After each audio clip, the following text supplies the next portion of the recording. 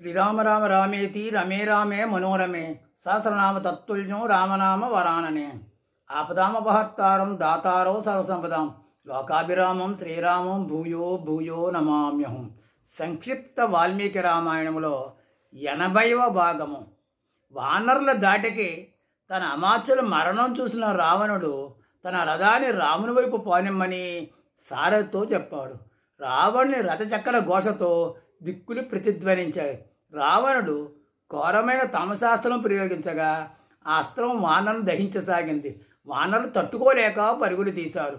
రాముడు తన ధనుసును తీసుకుని దృఢంగా నిలిచి దిక్కులు పిక్కటెల్లేలా ధనుష్టంకారం చేశాడు. లక్ష్మణుడు రావణునిపై శరప్రయోగం చేశాడు.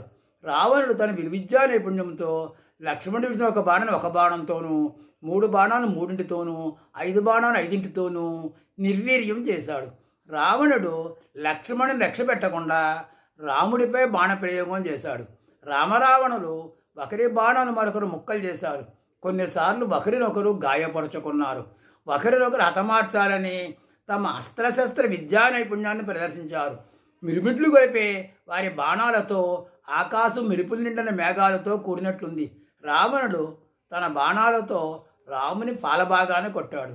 రాముడు కోపంతో రౌద్రాస్త్రం ప్రయోగించగా రావణుని కవచం విచ్చిపోయింది. లెక్క చేయని రావణుడు అసురాస్త్రాన్ని ప్రయోగించాడు. ఆ అస్త్రము నుండి భయంకర మృగాలైన సింహాలు, పులులు, తోడేళ్లు సిరసలుగా గల బాణాలు రాముడి వైపు దూసుకురాసాగాయి. అప్పుడు రాముడు ఆగ్నేయాస్త్రాన్ని ప్రయోగించగా దాని నుండి అగ్ని చిమ్మి అనేక బాణాలు ఉత్పన్నమై రావణుని బాణాలను దగ్ధం చేశాయి. రావణుని రౌద్రాస్త్రాన్ని రామచంద్రుడు గాంధర్వాస్త్రంతో నిస్తేజం చేశాడు. రావణుడు 10 బాణాలతో రావుని ఆయుబొట్లపై కొట్టగా రాముడు అందుకు తీటుగా రావణుని అవయవాలపై మరో 10 బాణాలతో తీవ్రంగా కొట్టాడు. అంతటా లక్ష్మణుడు తన బాణాలతో రావణుని ధ్వజాన్ని ముక్కలు చేసి సారథి శిరస్సును ఖండించాడు. మరో 5 బాణాలతో ఏనుగుతొండములా ఉన్న రావణుని ధనస్సును ముక్కలుగా చేశాడు. రావణుడు నిశ్చేష్టుడై ఉండగా విభీషణుడు తన గదతో రథాశ్వాన్ని కొట్టి చంపాడు. రావణుడు రథము నుండి క్రిందకు దూకి విభీషణుడిపై శక్తివంతమైన బెల్లం విసిరగా లక్ష్మణుడు ఆ బెల్లాన్ని ముక్కలు చేశాడు. లక్ష్మణుడు విభీషణుడు రక్షించడం చూసిన రావణుడు కోపంతో విభీషణుడిపై గురిపెట్టదలిచినటువంటి భయంకరమైన శక్తి ఆయుధాన్ని లక్ష్మణునిపై ప్రయోగించాడు. లక్ష్మణుడు బాణాలతో నిరోధించినా కూడా ఆ శక్తి ఆయుధం ఆపలేకపోయింది. ఆ ఆయుధం వచ్చి లక్ష్మణుడి గుండెల్లో దిగబడింది. లక్ష్మణుడు బాధతో నేలపై పడిపోయాడు. లక్ష్మణుడి దురవస్థ చూసిన రాముడు కోపంతో రావణునిపై శరవర్షాన్ని కురిపించాడు. రావణుని గుండెల్లో దిగబడిన శక్తిని వానరులు లక్ష్మణుడి గుండెల్లో దిగబడిన శక్తిని వానరులు లాగలేకపోయారు. రాముడు బలంగా ఆ శక్తిని లాగి ముక్కలు చేసి ఇలా అన్నారు: వానరులారా, రావణుడిని వధించే సమయం వచ్చింది. ఈరోజు రావణుడో ఎవరో ఒకరే మిగలాలి. మీరు ప్రశాంతంగా నాకు రావణుడికి జరిగే యుద్ధం చూడండి అన్నాడు.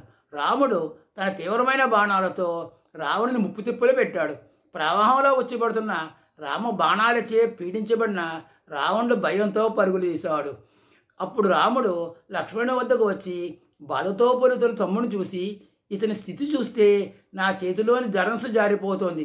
లక్ష్మణుడు ప్రాణాలు వదిలితే ఇక నాకు రాజ్యం ఎందుకు, సీత ఎందుకు? ఏ దేశమైనా సీత వంటి భార్య దొరకచ్చు, కానీ లక్ష్మణుని వంటి తమ్ముడు ఎక్కడా దొరకడు అన్నాడు దుఃఖంతో. నిరాశతో విలపించే రామునితో సుషేణుడు ఇలా అన్నాడు: రామ, ఇతనికి ప్రాణాపాయం లేదు. గుండె కొట్టుకుంటున్నది, నాడి ఆడుతున్నది, చేతులు ఎర్రతామరలా ఉన్నాయి, ముఖంలో జీవకళ ఉన్నది అని చెప్పి వెంటనే సుషేణుడు హనుమంతుని పిలిచి, వాయుపుత్ర, నువ్వు వెంటనే బయలుదేరు. వసతి పర్వతంకి వెళ్ళి విశల్యకరణి, సంవరణకరణి, సంజీవకరణి, సంధానకరణి అనే మూలికను తీసుకురా. లక్ష్మణుడు జీవితుడు అవుతాడు అన్నాడు. వాయుపుత్రుడు వెంటనే కైలాసగిరి వద్ద గల వసతి పర్వతానికి వెళ్ళాడు. వసతిని గుర్తించలేక మరలా పర్వతాన్ని పెకలించి గగన మార్గాన యుద్ధభూమికి తెచ్చాడు. సుషేణుడు అవసరమైన మూలికలను నూరి లక్ష్మణుడు ముక్కు దగ్గర ఉంచగా లక్ష్మణుడు చైతన్యవంతుడై లేచి కూర్చున్నాడు, స్వస్థత పొందాడు. రాముడు లక్ష్మణుడు తనివి తీరా ఆలింగనం చేసుకుని, సోదరా, నా అదృష్టములా నీవు జీవించావు, లేకుంటే విజయానికి అర్థమే లేదు అన్నాడు. అన్నగారి వాత్సల్యానికి లక్ష్మణుడు ఉబ్బి తబ్బిబ్బై, అగ్రజ, రావణ్ణి వధించి విభీషణునికి పట్టాభిషేకం చేస్తా అన్నావు, సీతను చెర నుంచి విడిపిస్తానన్నావు. నీవు బలహీనలా మాట్లాడవద్దు, రావణ్ణి వధించి ప్రతిజ్ఞాపన చెయ్యి, అదే నా ఆకాంక్ష అన్నాడు. లక్ష్మణుని స్ఫూర్తిదాయకుని మాటలు విన్న రాముడు ధనస్సు అందుకుని యుద్ధానికి మళ్ళీ సిద్ధపడ్డాడు. రావణుడు మరొక రథంపై వచ్చి రామునిపై విజృంభించాడు. వారి యుద్ధాన్ని తిలకిస్తున్న దేవగంధర్వులు రాముడు నేలపై నిలబడి యుద్ధం చేస్తున్నాడు, రావణుడు రథంపై నిలబడి యుద్ధం చేస్తున్నాడు, ఇది సరికాదు అని అన్నారు. ఆ మాటలు విన్న ఇంద్రుడు తన రథం తీసుకువెళ్ళి రామునికి అప్పచెప్పమని తన సారథైన మాతల్ని ఆదేశించాడు. ఆ రథం బంగారు అలంకారాలతో వైడూర్యాలు పదకబడినట్టు దివ్యమైన రథం, బంగారు కవచాలు కలిగి చక్కగా అలంకరించబడిన హరితవర్ణం గల దివ్యమైన అశ్వాలు ఆ రథానికి పూడ్చబడి ఉన్నాయి. మాతలి శుభప్రదమైన ఆ ఇంద్రరథాన్ని యుద్ధభూమికి క్షణాల్లో తెచ్చి, ఓ దశరథనందన రామ, ఈ యుద్ధమందు నీకు విజయం కొరకు దేవేంద్రుడు ఈ రథాన్ని నీకు పంపించాడు. అంతేకాదు ఈ దివ్యమైన ధనస్సు, బాణాలు, కవచము వాడే అయినటువంటి శక్తి మీకోసం పంపించాడు. రథాన్ని అధిరోహించి విజయం సాధించు, నేను సారథిగా ఉంటాను అని వినయంగా అన్నాడు. రాముడు రథానికి ప్రదక్షిణపూర్వకంగా నమస్కరించి దాన్ని అధిరోహించాడు. రాముని చూసి సకల లోకాలు ఆనందించాయి. రావణుడు ప్రయోగించిన దివ్యాస్త్రాలన్నింటినీ తన దివ్యమైన అస్త్రాలతో రాముడు నిర్వీర్యం చేశాడు. రాముడు ప్రయోగించిన రాక్షసాస్త్రం నుండి సర్పరూప బాణాలు వెలువడిది నిప్పులు కక్కుతూ మీదకు వస్తున్నాయి. రాముడు గరుడాస్త్రంతో వాటిని నిస్తేజం చేశాడు. రావణుడు తన బాణాలతో రాముడిని కొట్టి మాతని గాయపరిచి అశ్వాలను గాయపరిచి రజధ్వజాన్ని ముక్కలు చేశాడు. వానరవీరులంతా అప్పుడు కలత చెందారు. రాముడు నిటారుగా నిలబడి కనుబొమ్మలు ముడివేసి కళ్ళు ఎర్రగా చేసి ఒక్కసారిగా క్రోధమూర్తి అయ్యాడు. ఆ రూపం చూసి త్రికూట పర్వతం కంపించింది, సముద్రం కలవరపడింది, భూమి కంపించింది, ఆకాశం మేఘగర్జనతో నిండింది. ఈ ఉత్పాతాలు చూసి రావణుని గుండెల్లో దడపుట్టింది. ఆకాశంలో దేవతలు రామునికి జయము కలగాలని, అసురులు రావణునికి జయము కలగాలని నినాదాలు చేశారు. రావణుడు ఒక భయంకరమైన శూలాన్ని ప్రయోగించి, ఈ శూలం మీ అన్నదమ్ములిద్దరినీ వధిస్తుంది అన్నాడు.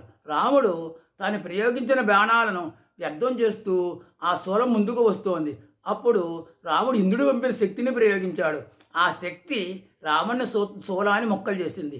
రాముడు తన పదులైన బాణాలతో రావణుని రథాశ్వాన్ని గాయపరిచి రావణుని వక్షస్థలం మీద, నుదిరి మీద రక్తం కారేలా కొట్టాడు. రాముడు రావణుని ఉద్దేశించి, రాక్షసాదమా, నేను లేని సమయం చూసుకుని నా భార్యను అపహరించావు, నీవు వీరుడవు కాదు పిరికివాడివి, ఈ రోజు నేను మృత్యుముఖాన్ని పంపిస్తాను అని తీవ్రంగా పలికి రావణునికి ఊపిరి సలపకుండా బాణాలతో కొట్టాడు. రావణునికి ఉత్సాహం సన్నగిల్లి ధనస్సు పట్టి బాణాలు సంధించలేకపోయాడు. రావణుని యొక్క అవస్థ గమనించిన ఆయన యొక్క సారథి నేర్పుగా రథాన్ని పక్కకు మళ్లించాడు. రథం దిశ మార్చిన సారథిని రావణుడు ఇలా దూషించాడు, ఓరి మూర్ఖుడా, శత్రువు నీకు లంచం ఇచ్చాడా? రథం దిక్కు మార్చి రావణుడు పారిపోతున్న అవమానాన్ని తెచ్చావు, నేను నీకు చేసిన మేలు మర్చావా? వెంటనే రథం శత్రువు వైపు అని అన్నాడు కోపంగా. సారథి వినయంగా, ఓ మహారాజా, నేను శత్రువుల ప్రలోభాలకు లొంగలేదు, మీరు అలసిపోయారు, గుర్రాలు కూడా గాయపడి బాగా అలసిపోయాయి, ఒక్క క్షణం విశ్రాంతి లభిస్తే మీరు కోలుకుంటారని అలా చేశాను. పైగా యుద్ధ సమయంలో పెక్కు దుశ్శకునాలు కూడా కనిపించాయి, మీ మేలు కోరి నా బాధ్యతగా ఇలా చేశాను, ఇప్పుడు మీరు ఆజ్ఞాపించండి, ఏం చేయమంటే చేస్తాను అన్నాడు. రావణుడు సంతోషించి సారథికి తన హస్తాభరణం బహుకరించి రథాన్ని రాముని వైపు పోనిమ్మని ఆదేశించాడు. పోరు మళ్ళీ ప్రారంభమైంది. రావణ యుద్ధంలో ఇద్దరూ గాయపడి విరిసినటువంటి మోదుగు చెట్టులా ఉన్నాడు. యుద్ధంలో రాముడు బాగా అలసిపోయి చింతాక్రాంతుడైపోయాడు. రాముడు తిరిగి ఉత్సాహాన్ని ఎలా పొందాడో రాబోయే భాగంలో మనం తెలుసుకుందాం.